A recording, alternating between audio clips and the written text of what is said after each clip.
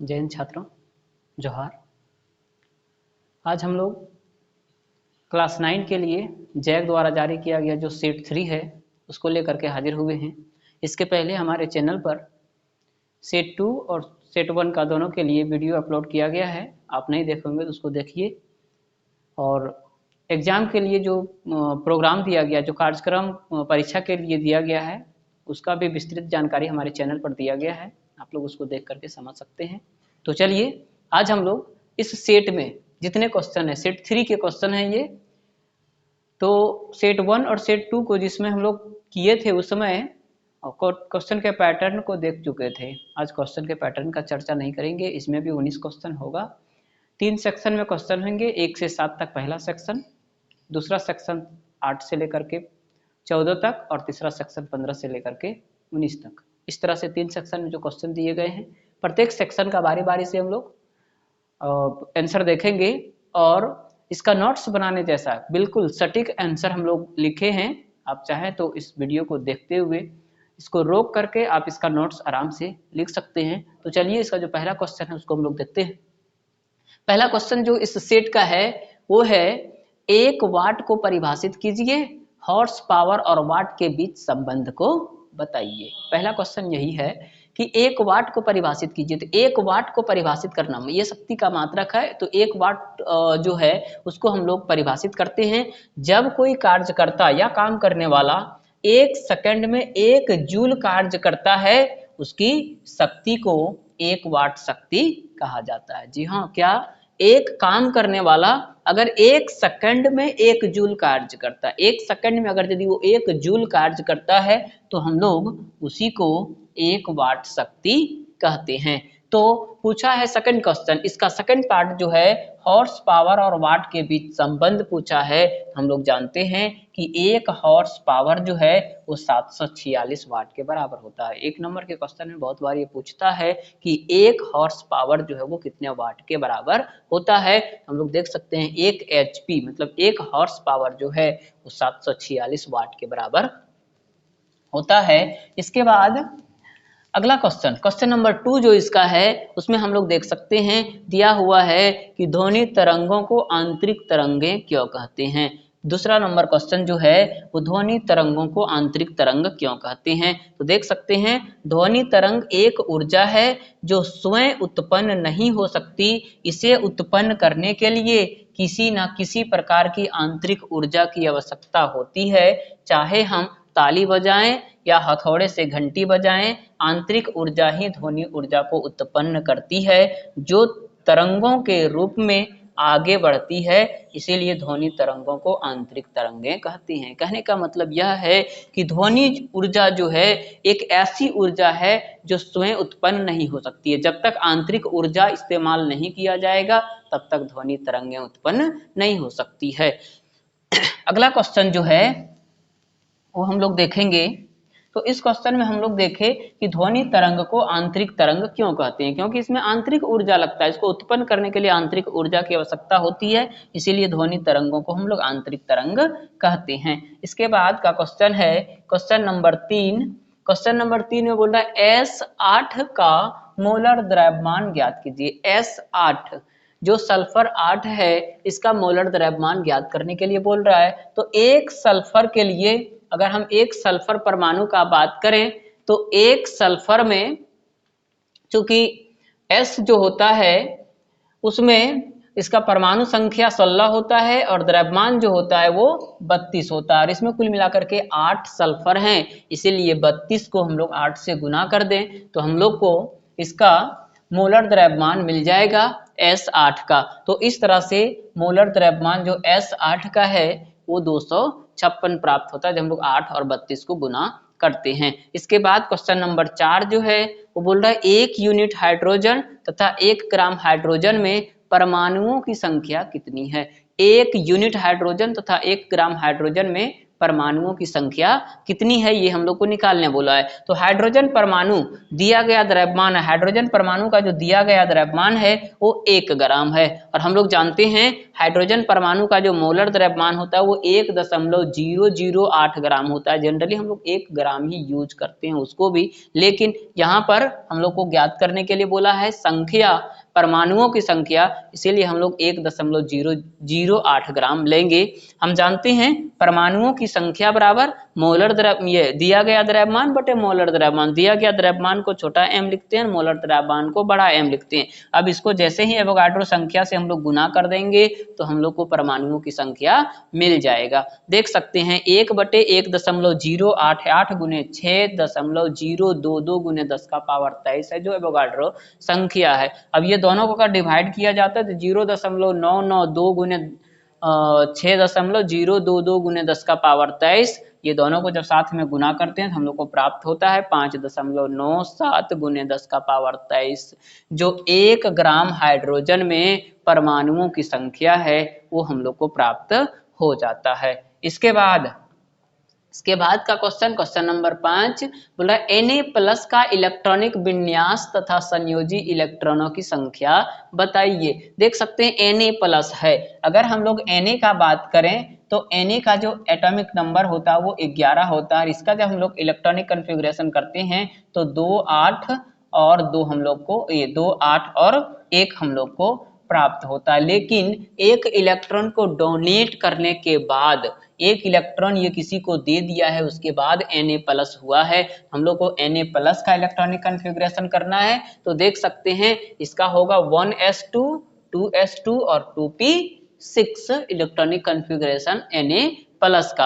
अब संयोजी इलेक्ट्रॉनों की संख्या हम लोग को लिखना है, तो संयोजी इलेक्ट्रॉन की संख्या जो इसमें है वो 0 है, क्योंकि इसका बाहरी कक्षा जो है वो अपने फुलफिल है, इसलिए इसके संयोजी इलेक्ट्रॉन की जो संख्या होगी वो 0 होगा। इसके बाद का क्वेश्चन है मलेरिया नामक बीमारी किस मच्छर के काटने से होती है। तो मलेरिया नामक बीमारी जो है वो फीमेल एनोफिलिस मच्छर के काटने से होता है, या तो फिर इसको हम लोग मादा एनोफिलिस मच्छर भी कह सकते हैं। मलेरिया उत्पन्न करने वाली जो मच्छर है उसको फीमेल एनोफिलिस मच्छर या मादा एनोफिलिस मच्छर के काटने से होता है, ये भी आंसर इसका बता सकते हैं। इसके बाद 2 असंक्रामक रोगों के नाम बताइए। 2 रोग का नाम बताना है जो असंक्रामक है, तो मधुमेह और कैंसर। संक्रामक और असंक्रामक रोग किसको कहते हैं इसका चर्चा हम लोग पहले कर चुके हैं, सेट में पहला क्वेश्चन इसका बना चुके हैं। चलिए इसके बाद अगला जो सेक्शन बी है, इनमें से 5 क्वेश्चन का आंसर हम लोग को देना है। क्वेश्चन नंबर 8 जो है इसका बोल रहा है एक लैंप 10 सेकंड में 1000 जूल विद्युत ऊर्जा की खपत करता है या व्यय करता है, इसकी शक्ति क्या है। तो यहाँ पर हम लोग देख सकते हैं दिया गया है कि व्यय की गई ऊर्जा, जो विद्युत ऊर्जा खपत होती है वो है 1000 जूल और समय दिया हुआ है 10 सेकंड। हम जानते हैं शक्ति बराबर व्यय की गई ऊर्जा बटे समय। जी हाँ, व्यय की गई ऊर्जा, ऊर्जा जितनी व्यय होती है और उसको व्यय करने में जितना समय लगता है उसको डिवाइड कर देते हैं तो उसकी शक्ति मिल जाती है। देख सकते हैं व्यय की गई ऊर्जा जो है वो 1000 जूल है और समय 10 सेकंड है, दोनों को डिवाइड कर दिए, 0 से 0 कट जाता है तो 100 जूल पर सेकंड बचता है। और इस तरह से हम लोग को यहाँ 100 जूल पर सेकंड या इसको हम लोग 100 वाट भी कह सकते हैं। तो इसके बाद का क्वेश्चन जो है क्वेश्चन नंबर 9, उसमें बोल रहा है तरंग दैर्ध्य को परिभाषित कीजिए, इसे कैसे निरूपित किया जाता है तथा इसका SI मात्रक क्या है। देख सकते हैं यहाँ पर हम लोग तरंग दैर्ध्य का परिभाषा लिखे हैं कि तरंग दैर्ध्य किसी तरंग के समान कला वाले 2 क्रमागत बिंदुओं के बीच की दूरी है। देख सकते हैं 2 स्ट्रिंगों या 2 गर्तों, हम जानते हैं कि जब कोई वेव इस तरह से चलता है तो 2 स्ट्रिंग दे सकते हैं A से B और यहाँ से फिर C से D 2 स्ट्रिंग है या तो फिर 2 गर्त देख सकते हैं, B से C और इधर से D से E 2 गर्त।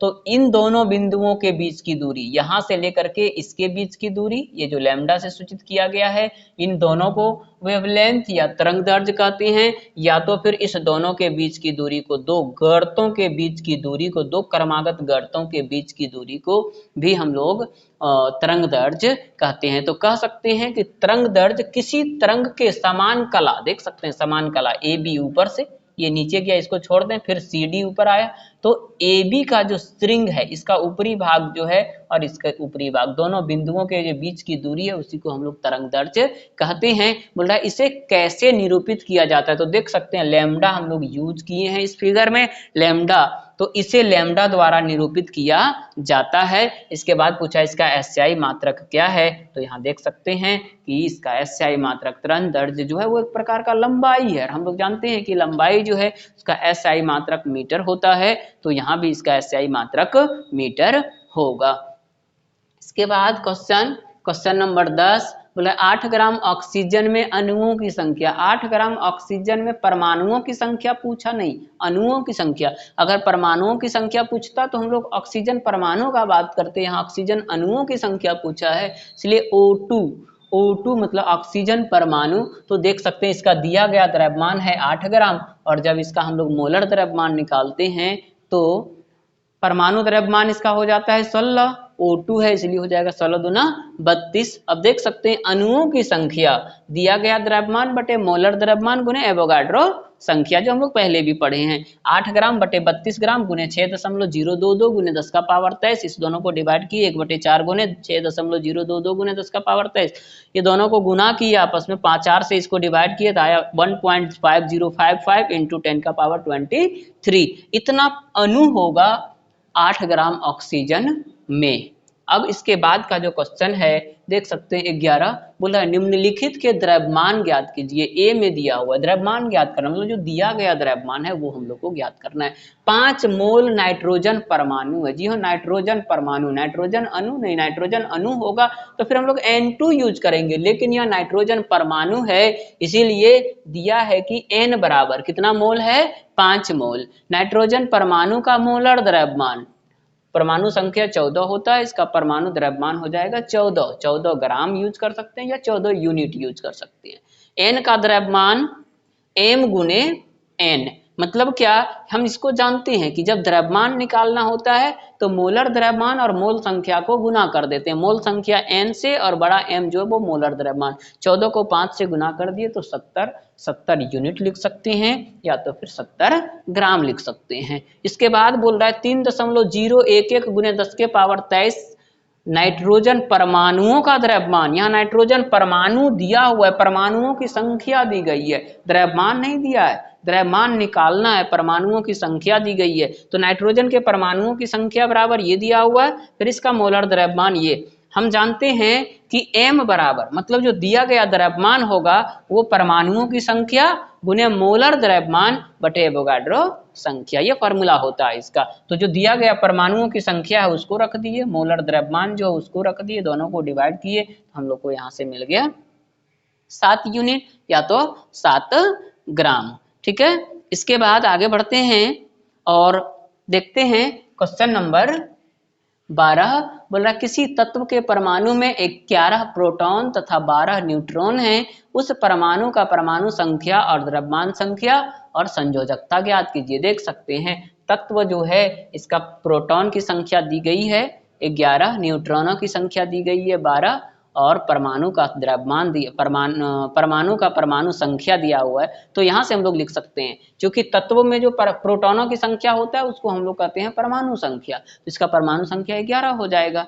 और तत्व के नाभिक में जितने प्रोटॉन और जितने न्यूट्रॉन होते हैं उस दोनों को जब जोड़ देते हैं तो हम लोग को मिल जाता है इसका द्रव्यमान संख्या। तो 11 और 12 को जब जोड़ देते हैं तो 23 मिलता है, जो हम लोग इसका द्रव्यमान संख्या लिख सकते हैं। तथा इसकी संयोजकता, अब देख सकते हैं क्योंकि जब दोनों को 11 इसका परमाणु संख्या 11 है तो वो सोडियम होता है, 11 जो है वो सोडियम होता है। और 11 परमाणु के लिए जब हम लोग इसका इलेक्ट्रॉनिक विन्यास लिखते हैं तो 2, 8 और 1, बाहरी कक्षा में 1 इलेक्ट्रॉन है, 1 इलेक्ट्रॉन ये डोनेट कर सकता है। इस तरह से इसकी संयोजकता जो होगी वो 1 होगा। यहाँ पर हम लोग इसको करके दिखा दिए हैं 2 8 1, इसलिए इसकी संयोजकता बाहरी कक्षा वाला जो इलेक्ट्रॉन है जितना वो किसी के साथ साझेदारी में भाग ले सकता है या देना या लेना या तो फिर साझा कर सकता है, लेना देना दोनों कंबाइंड हो सकता है, यहाँ से कोवेलेंट बॉन्ड का निर्माण कर सकता है। तो हम इस तरह से कह सकते हैं इसके बाहरी कक्षा में 1 इलेक्ट्रॉन, अर्थात ये 1 इलेक्ट्रॉन किसी को दे करके अपना अष्टक पूरा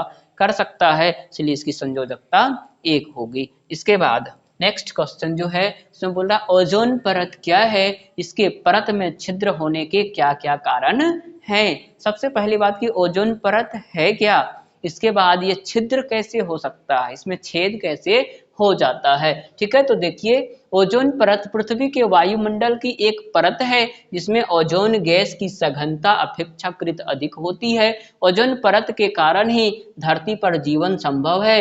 यह परत सूर्य के उच्च आवृत्ति के पराबैंगनी किरण की लगभग 90 से 99% मात्रा अवशोषित कर लेती है, जो पृथ्वी पर जीवन के लिए हानिकारक है। पृथ्वी के वायुमंडल का 91% से अधिक ओजोन यहाँ मौजूद है। कहने का मतलब क्या कि ओजोन जो है वो पृथ्वी के लिए एक छतरी के रूप में कार्य करती है। ये पृथ्वी के वायुमंडल के ऊपर स्थित है और इसमें जो ओजोन गैस है, जो ओजोन लेयर बनाया है, वो क्या करता है, जो सूर्य के प्रकाश की जो पराबैंगनी किरणें होती है, जो हानिकारक पराबैंगनी किरणें हैं, उसके 90 से 99% तक को अवशोषित कर लेती है और शेष भाग जो होता है उसको पृथ्वी तक आने देती है। इस तरह से पृथ्वी के ऊपर जीवन संभव है। यहाँ पर आगे पूछा है क्वेश्चन में कि ये छिद्र कैसे हो जा रहा है। अब पराबैंगनी किरण कमजोर कैसे पड़ने लगी, ये ओजोन परत कमजोर कैसे पड़ने लगी और पराबैंगनी किरण जो पृथ्वी पर कैसे पहुंचने लगी। जैसे कैंसर, जो त्वचा कैंसर जैसे भयानक बीमारियों को जन्म देता है, इस तरह से देखेंगे हम लोग कि इसका कारण क्या है कि ओजोन परत में छिद्र आ रहा है और जो पृथ्वी सूर्य की जो पराबैंगनी किरण वो सीधा पृथ्वी पर पहुंचने लगी है। तो वैज्ञानिकों के अनुसार ओजोन परत में छिद्र का मुख्य कारण फैक्ट्री एवं विभिन्न प्रकार के उद्योगों से निकलने वाला प्रदूषण है। फैक्ट्री से कई प्रकार के खतरनाक रसायन हवा में फैल जाते हैं जिससे ओजोन परत को नुकसान पहुंचता है। कहने का मतलब यह है कि जो फैक्ट्री कल कारखाने से जो धुआं वगैरह जो प्रदूषण निकलता है वो सीधे जाके इफेक्ट करता है ये ओजोन परत को और उसी अशुद्धि के कारण, उसी जो वो जो इम्प्रूरिटी है, जो फैक्ट्री से निकलने वाले प्रदूषण हैं, उसी के कारण पराबैंगनी किरण जो है ये ओजोन परत जो है वो छिद्र हो रहा है और पराबैंगनी किरण उससे होकर के सीधा पृथ्वी तक पहुंच रही है। देख सकते हैं इस फिगर के माध्यम से सन का जो अल्ट्रावायलेट रे है उसको ओजोन या तो अवशोषित कर लेती है या तो फिर उसको मोड़ देती है उसी दिशा में, उसके बाद कुछ शेष भाग को पृथ्वी तक आने देती है। इस तरह पृथ्वी का जो तापमान है वो एक कह सकते हैं क्या कि संतुलित अवस्था में बना रहता है। इसके बाद अगर इसमें छिद्र पड़ जाएंगे तो फिर ये सीधे पृथ्वी तक पहुंचने लगेगी और पृथ्वी पर फिर जीवन संभव नहीं हो पाएगा।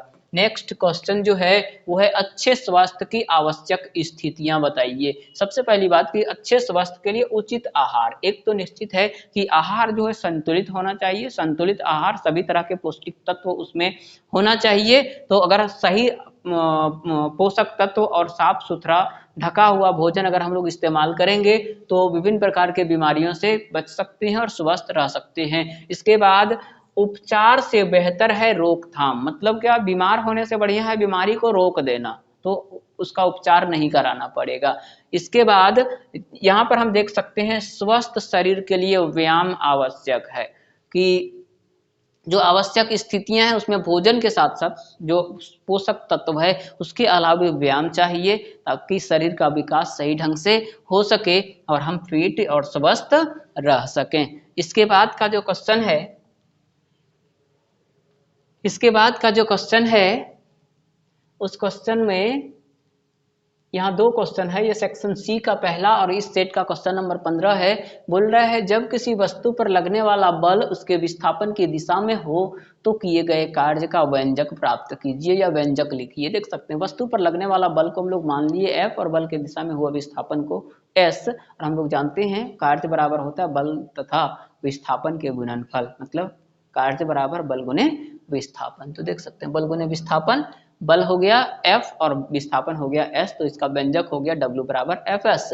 इसके बाद सेकंड क्वेश्चन इसमें 1500 किलोग्राम द्रव्यमान की एक कार 30 किलोमीटर प्रति घंटे से के वेग से चल रही है और वेग को 60 किलोमीटर प्रति घंटे तक बढ़ाने में किया गया कार्य ज्ञात कीजिए। मतलब एक कार जो है वो स्टार्टिंग में 30 किलोमीटर प्रति घंटे की रफ्तार से चल रही है, अब उसका वेग को बढ़ा के 60 किलोमीटर प्रति घंटा करना है, तो उसको कितना काम करना पड़ेगा ये हम लोग को दिखाना है, निकालना है। तो जो दिया हुआ है उसको हम लोग यहाँ पर लिख दिए हैं। जो प्रारंभिक वेग है, जो अंतिम वेग है, दोनों किलोमीटर प्रति घंटा में दिया हुआ, इसको मीटर पर सेकंड में कर दिए। तो एक आया 25/3 मीटर पर सेकंड और दूसरा आया 50 मीटर पर सेकंड। अब किया गया कार्य हम लोग को निकालना है, इसलिए किया गया कार्य जो होगा वो कार्य के गतिज ऊर्जा में परिवर्तन के बराबर होगा। क्योंकि दोनों गति में थी, अब गतिज ऊर्जा बढ़ा तभी उसका जो स्पीड है वो बढ़ पाया। तो देख सकते हैं अंतिम गतिज ऊर्जा माइनस प्रारंभिक गतिज ऊर्जा, दोनों को कैलकुलेट किए, यहाँ से सबका मान m का मान v का मान पुट किए, m का मान u का मान पुट किए, कैलकुलेट करते हैं तो हम लोग को यहाँ पर ये प्राप्त होता है 1,56,250 जूल, ये हम लोग को यहाँ प्राप्त होता है। इस तरह से ये क्वेश्चन कंप्लीट हो गया। अब हम लोग चलते हैं इसका क्वेश्चन नंबर 16। इसमें दो क्वेश्चन है। पहला है अनुप्रस्थ तथा अनुदैर्ध्य तरंगों में 3 अंतर लिखिए। हालांकि हम लोग 4 अंतर यहाँ पर लिखे हुए हैं, 3 अंतर दिया है, पूछा है 3 अंतर। बोल रहा है अनुप्रस्थ तरंग में माध्यम के कण माध्यम स्थिति के गति की दिशा के लंबवत कंपन करते हैं, जैसे जल की सतह पर तरंग, सितार की तार की तरंग। ये सभी कहने का मतलब जो माध्यम के कण हैं वो तरंग के दिशा के लंबवत ऊपर नीचे की ओर गति करते हैं। जैसे मान लिया जाए कि तरंग इस तरह का है, तो इसके जो माध्यम के कण होंगे वो इसके लंबवत दिशा में गति करेंगे, या तो नीचे या तो फिर ऊपर। तो इस तरंग को हम लोग अनुप्रस्थ तरंग कहते हैं। अनुदैर्ध्य तरंग में हम लोग पहले भी पढ़े हैं कि अनुदैर्ध्य तरंग में जो माध्यम का जो कण होगा वो उसके दिशा में या उसके विपरीत दिशा में गति करते हैं। इसके बाद सेकंड जो है वो यह क्रमशः श्रृंग और गर्त उत्पन्न करता है। अभी हम लोग देख रहे थे जब वेवलेंथ को पढ़ रहे थे तो ऊपरी भाग को ये श्रृंग कहलाता है, ये दूसरा श्रृंग है। इसके बाद और भी अगर वेव बने तो ये तीसरा श्रृंग है, ये नीचे वाला भाग इसको गर्त कहते हैं, और आगे बढ़ेगा तो ये एक और गर्त बनेगा। इस तरह से जो अनुप्रस्थ तरंगे हैं वो श्रृंग और गर्त के रूप में गति करती है। लेकिन अनुदैर्ध्य तरंग जो है यह क्रमशः संपीड़न और विरलन उत्पन्न करती है, इसमें संपीड़न और विरलन होता है। इसके बाद तीसरा, यह ठोस या द्रव की सतह से गमन करता है, गैस में यह तरंग नहीं उत्पन्न होता है। मतलब इसमें ठोस और द्रव में ही ये तरंग उत्पन्न हो सकता है। इसके बाद अनुदैर्ध्य तरंग जो है यह ठोस, द्रव या गैस तीनों की सतह से गमन करता है। इसके बाद जो है वो यह तरंग ध्रुवीय हो सकता है, मतलब इसमें पोलराइज्ड हो सकता है। ये पोलराइजेशन की क्रिया जो अनुप्रस्थ तरंग है उसमें हो सकता है, लेकिन अनुदैर्ध्य तरंग में ध्रुवण की क्रिया पोलराइजेशन जो है वो नहीं होता है। इसके बाद नेक्स्ट क्वेश्चन हम लोग देखते हैं। इसी का सेकंड बोल रहा है निम्न से संबंधित आवृत्ति का परास लिखिए। ठीक है, सेकंड क्वेश्चन 16 का दूसरा है, उसमें निम्न से संबंधित, पहले अवसर्व तरंग से संबंधित। तो अवसर्व तरंग की आवृत्ति का परास जो है वो 20 हर्ट्ज से नीचे, मतलब जिसको ह्यूमन बींग्स नहीं सुन पाते हैं उसको अवसर्व तरंग कहते हैं। क्योंकि जो ह्यूमन बींग्स का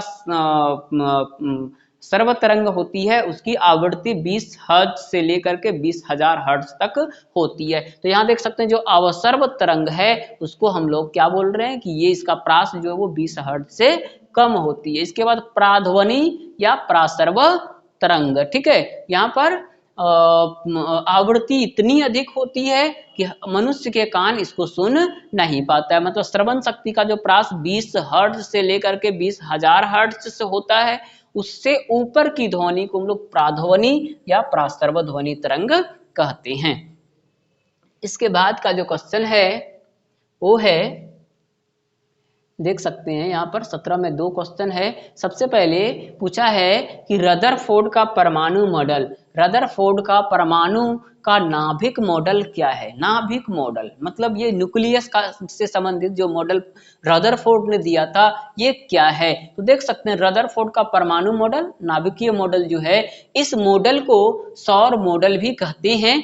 इस मॉडल के अनुसार सबसे पहला पॉइंट, परमाणु अति सूक्ष्म गोलाकार वैद्युत उदासीन कण है।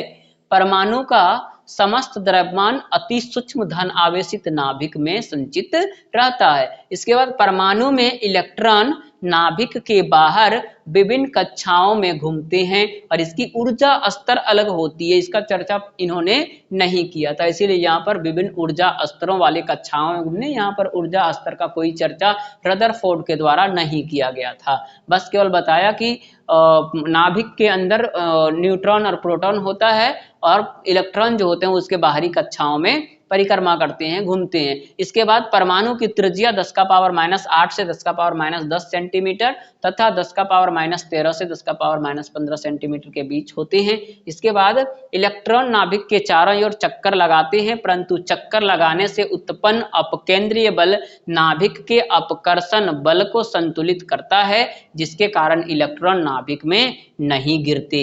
इसके बाद छठा पॉइंट, परमाणु में इलेक्ट्रॉन घूमते हुए ऊर्जा का उत्सर्जन करते रहते हैं, मतलब ऊर्जा जो है वो उत्सर्जित होती रहती है। इसके बाद यहाँ पर हम लोग इसका डायग्राम, इसका चित्र देखे हैं कि इलेक्ट्रॉन जो है वो चारों तरफ घूमता है और ये इसका नाभिक है। इस तरह से ऊर्जा जो इलेक्ट्रॉन है वो मूव करता है और ऊर्जा जो है वो उत्सर्जित होती है। ठीक है, परमाणु के नाभिक में कक्षाओं में घूमते इलेक्ट्रॉन ऊर्जा अवशोषित कर सकते हैं, जैसे प्रकाश ऊर्जा। यह दर सामान्य से उच्च कक्षा में अधिक बढ़ जाती है। जैसे जैसे कक्षाओं की संख्या बढ़ेगी इसका मात्रा जो है वो बढ़ सकता है, ये बताया इन्होंने। इसके बाद नेक्स्ट जो क्वेश्चन है सेकंड, इसका बी नंबर क्वेश्चन, यहाँ पर दो क्वेश्चन हम लोग को दिया गया था। ए देख लिए, उसमें पूछा था रदरफोर्ड के परमाणु मॉडल, नाभिकीय मॉडल क्या है। अब यहाँ जो पूछा है वो है रदरफोर्ड के परमाणु मॉडल में क्या कमियां थी और नील्स बोर उन कमियों को दूर करने के लिए परमाणु का क्या नया मॉडल बनाया। ठीक है, तो यहाँ पर उसी से संबंधित रदरफोर्ड जो परमाणु मॉडल बनाया था उसमें क्या कमी रह गया और उसको दूर करने के लिए नील बोर जो नया मॉडल दिया तो उसमें क्या ऐड किया, क्या नया चीज उसमें सम्मिलित किया। तो देख सकते हैं रदरफोर्ड का जो परमाणु मॉडल है उसका प्रमुख दोष इस प्रकार है, यह परमाणु के अस्तित्व की व्याख्या ना कर सका क्योंकि ऊर्जा उत्सर्जित करते हुए इलेक्ट्रॉन की ऊर्जा एक दिन समाप्त हो जाएगी और वह नाभिक में गिर पड़ेगा, जो कि असंभव है। कहने का मतलब कि वो जो विभिन्न कक्षाओं में घूमते और ऊर्जा उत्सर्जित करते हैं वो ऐसा हो सकता है कि जब ऊर्जा खत्म हो जाएगी तो वो नाभिक में समाहित हो सकता है और नाभिक के अंदर इलेक्ट्रॉन और प्रोटॉन चले जाएंगे और ये संभव नहीं है, इसीलिए ये जो परमाणु मॉडल था वो फेल कर गया। इसके बाद सेकंड जो है, यह हाइड्रोजन परमाणु के रेखीय स्पेक्ट्रम की व्याख्या न कर सका। जो रेखीय स्पेक्ट्रम है हाइड्रोजन परमाणु के लिए, इसका भी चर्चा रदरफोर्ड ने नहीं कर पाया। तो अब इसको दूर करने के लिए बोर जो है उन्होंने क्या परमाणु मॉडल दिया, तो यहाँ पर हम लोग देख सकते हैं बोर का परमाणु मॉडल सन 1913 ईस्वी में नील बोर ने रदरफोर्ड के परमाणु मॉडल की कमियों को दूर करके प्लैंक के क्वांटम, प्लैंक्स इसको हम लोग कहते हैं, हिंदी में प्लैंक लिखा है, प्लैंक के क्वांटम सिद्धांत के आधार पर निम्नलिखित मॉडल प्रस्तुत किया। ये प्लैंक्स का जो सिद्धांत है उसका इस्तेमाल किया और निम्नलिखित मॉडल प्रस्तुत किया। परमाणु में इलेक्ट्रॉन नाभिक के चारों ओर बंद वृत्तीय कक्षाओं में घूमते हैं। पहला पॉइंट कि वो जो कक्षा होता है वो बंद कक्षाओं में, विभिन्न कक्षाओं में वो परिक्रमा करते हैं। नाभिक के चारों ओर इलेक्ट्रॉन उन्हीं कक्षाओं में घूमते हैं जिनमें उनका कोणीय संवेग इस तरह का होता है और ये पूर्ण गुणित होते हैं। इस तरह से इन्होंने कक्षाओं का विभिन्न नाम दिया, वो n बराबर 1 2 3 जो कक्षाओं का संख्या है उसके आधार पर उसका नामांकन KLM इस तरह से कक्षाओं का नाम दिया और विभिन्न ऊर्जा स्तर का चर्चा इन्होंने इसमें किया। इसके बाद संक्रामक रोग के फैलने से रोकने के लिए विद्यालय में कौन कौन सी सावधानियां आवश्यक है। आप अपने विद्यालय में कौन कौन सी सावधानियां अपनाएंगे ताकि संक्रामक रोग जो है वो ना फैले। तो विद्यालय में संक्रामक रोग को फैलने से रोकने के लिए निम्नलिखित उपाय किए जाने आवश्यक हैं। सबसे पहला पॉइंट जो है वो विद्यालय में हर जगह स्वच्छता होनी चाहिए, साफ सुथरा विद्यालय का जो प्रांगण है, विद्यालय का जो कक्षा है उसको साफ सुथरा रखना चाहिए। इसके बाद कैंटीन में स्वस्थ व कम तेल वाले खाद्य पदार्थों की बिक्री होनी चाहिए। जो स्कूल कैंटीन होता है, विद्यालय का जो कैंटीन है, उसमें जो भोज्य पदार्थ बनता है वो स्वच्छ होना चाहिए, साफ सुथरा होना चाहिए। इसके बाद कम तेल वाला, तेलीय पदार्थ नहीं रहना चाहिए। इसके बाद सभी विद्यार्थियों का नियमित रूप से स्वास्थ्य निरीक्षण होना चाहिए, उसका स्वास्थ्य जांच होना चाहिए। विद्यार्थियों को शारीरिक संपर्क से फैलने वाली बीमारियों के विषय में जानकारी देनी चाहिए। मतलब जो कह सकते हैं क्या कि संक्रमण जो एक शरीर से दूसरे शरीर में जा सकता है उसके बारे में जानकारी देनी चाहिए। विद्यालय की पानी टंकियां, नालियां ढकी होनी चाहिए और इसको नियमित रूप से साफ किया जाना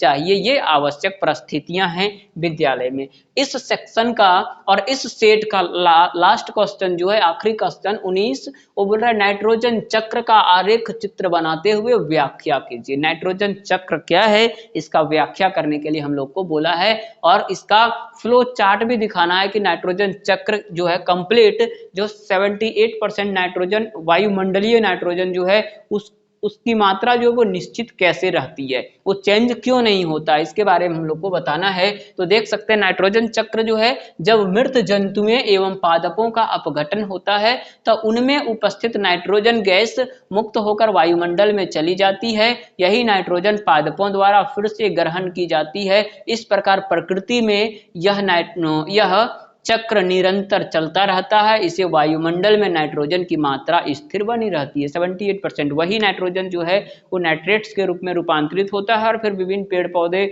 उसका इस्तेमाल कर लेते हैं, वो उसकी वृद्धि होती है। जब वो डेथ करते हैं तो फिर से वो विघटित होकर के नाइट्रोजन पुनः वायुमंडल में चला जाता है। इस तरह से इसकी मात्रा जो है निश्चित होती है। देख सकते हैं इस फ्लो चार्ट के माध्यम से एक वायुमंडलीय नाइट्रोजन N2 जो है वो यहाँ से लेग्यूमिनस पादपों के द्वारा इसका अपघटन होता है। मृदा तथा फलीदार पौधों के मूल ग्रंथियों में विद्यमान नाइट्रोजन यौगिकीकारी जीवाणु, जिसको हम लोग पिछले सेट में भी पढ़ चुके हैं, राइजोबियम जीवाणु जिसका नाम था, वो इसको अपघटित करते हैं और इसका इस्तेमाल जो है पेड़ पौधे कर पाते हैं। ये नाइट्रोजन जो है वो नाइट्रेट्स NO3 के रूप में या अमोनिया के रूप में विघटित होता है, फिर इसका इस्तेमाल होता है। इसके बाद जब ये पेड़ पौधे डेथ कर जाते हैं, फिर से इसका जब अपघटन होता है तो अपघटन के बाद ये फिर वायुमंडल में पुनः चला जाता है। इस तरह से